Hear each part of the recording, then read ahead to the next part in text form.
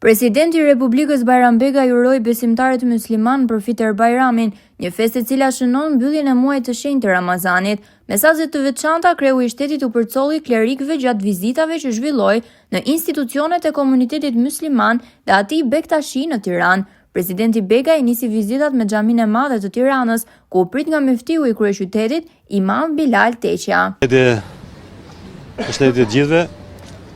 E gëzuar Fitr Bajramin, jam sot në komunitetin musliman për t'i uruar të gjithë besimtarve musliman, por të gjithë shqiptarve, gëzuar Fitr Bajramin, qoftë kjo ditë e shënuar një ditë solidariteti, një ditë mirësie për gjithë shqiptarët. Fjalët e Kuranit